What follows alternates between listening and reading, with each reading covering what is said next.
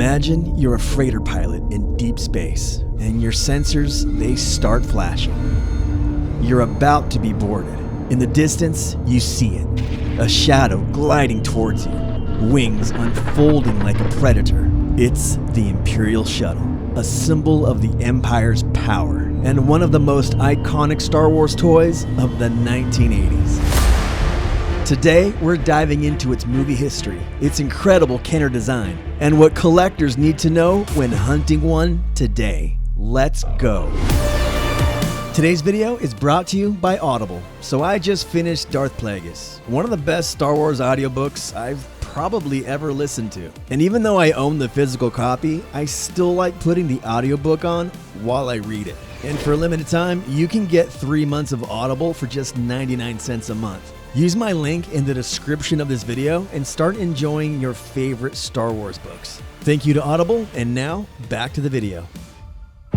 We first saw the Imperial Shuttle in Return of the Jedi in 1983. It's officially called the Lambda-class T-4A, manufactured by the Cygnus Spaceworks company. Its striking T-wing silhouette came from the early concept sketches by Ralph McQuarrie and Nilo Rodis Yamero, refined by Joe Johnson and brought to life by ILM model maker Bill George. The shuttle's elegance and menacing silhouette made it instantly recognizable. So much so that George Lucas later inserted it into the Empire Strikes Back Special Edition in 1997, making it the shuttle's first chronological appearance into the saga. The Lambda designation was also the first time a Star Wars ship used the Greek letter naming convention, a pattern that continued with the Theta class in Revenge of the Sith. Kenner released their Imperial Shuttle in 1984. You can relive it all with Kenner's Star Wars Return of the Jedi collection. Rebel attack squad ahead! New Imperial Shuttle. You have to put it together. Batteries not included. Action figures each sold separately. Retailing for $37.99, that's about $125 today. It was one of the most expensive and ambitious toys Kenner ever made. And since I have a sealed version and I'm not gonna open the baggies, I turned to my friend Jean-Francois Roland, who runs a YouTube channel called Chronique Vintage. So thanks to Jean for allowing me to use his great footage. And do me a favor and go check out his book, The Kenner Toys 1978 to 1985. It's an amazing book that chronicles all the Kenner Star Wars toys with amazing photos and QR codes that you can scan and get extra video content. I'll leave a link to his book down there in my description. Weighing nearly 7 pounds and standing over 2 feet tall, it was a true centerpiece, and Kenner's designers captured its look and its movement. The wings lowered via a trigger on the underside handle. The cockpit opened up and held seats for 2 pilots. It has a ramp that lowers, and inside, fuselage pegs for troop displays. It has built-in cannons on its wings and cockpit, plus a rear blaster. And of course, that signature laser battle sound, powered by 2 AA batteries. And here's a quick tip. No matter what vehicle or ship you have, always remove the batteries when storing. Leaks and corrosion are super common, and they can destroy the battery compartment. Now, sometimes these wings are gonna get stuck or even break. It happens. These toys are over 40 years old. And if you want to get real nerdy, you can fix these on your own. I'm not going to show you how right now because it's late and I'm kind of lazy right now. But there is a YouTube video by the Galactic Collector that goes in depth on how to repair the wings. And to be honest, it's kind of therapeutic watching videos like this. And he does a pretty good job walking you through it. So go and check it out. I don't know the guy, but tell him the Padawan says what's up.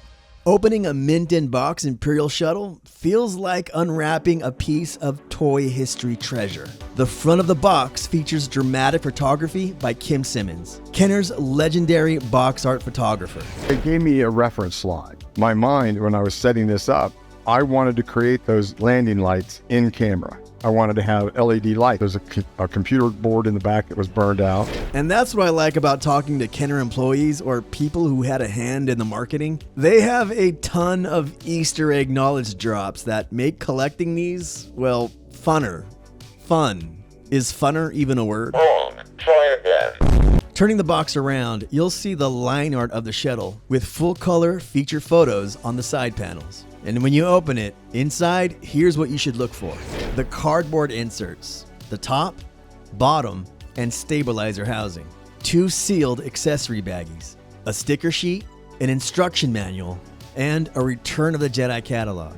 And those inserts are critical. Missing cardboard or torn sections, they drop the value fast. And watch out for mold or humidity stains. That's an instant red flag and something that can drop the price if you're trying to bargain with the seller.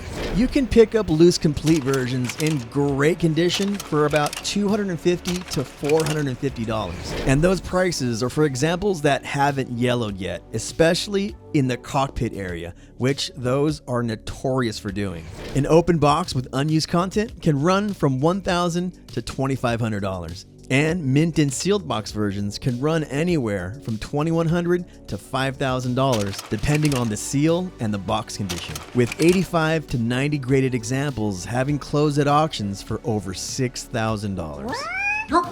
The top cardboard cover insert and the intact sealed bags, those are the hardest to find, and often what separates a $1,200 example from a $2,000 example. And if you want to watch my unboxing video, head over to my Patreon page. Become a member and you can watch all my videos ad-free with early access. I picked mine up from James over at the Vintage Alliance, one of the most trusted vintage toy sellers out there. It came with unused contents and immaculate packaging, and I paid an even $2,000 for it. Not cheap, but worth every credit for a piece this iconic. If you're collecting high-end Star Wars vehicles and you want them in almost perfect condition, always buy from trusted sellers who know what they're selling. They understand grading and condition, and they pack these things super secure. A good reputation is worth more than its bargain price. This Kenner design was so good that Hasbro just used it again in 2002 for an FAO Schwarz exclusive. You know, that huge toy store that was featured in the movie Big, and I think a couple hundred other movies. And I don't blame Hasbro for reusing the design. It's a great design. They just threw some weathering deco on it and put it in a new box. And if you look at the copyright date on this one, yeah, it says 1984, so there's that. And then in 2006, they decided to use it again, but this time for the Saga collection. And they threw in a couple figures, a Darth Vader and a Royal Guard. I don't know what the copyright stamp is on that one, but I'm guessing it's 1984. I don't know, so go check it out and let us know in the comments. The Imperial Shuttle isn't just another Star Wars vehicle. It's a symbol of how far Kenner pushed toy engineering in the 1980s. With its scale, accuracy, and presence, make it a must-have grail for any serious collector. So yes, if you're completing a full run of Kenner vehicles, this one is essential. So let's finally mark it off our list. And you can download your own collector sheet at thepadawancollector.com and join me as we check off the next grail in this vehicle journey to collect them all. Thanks for watching, and as always, my friends, thank you, and there is no shame in being a Padawan.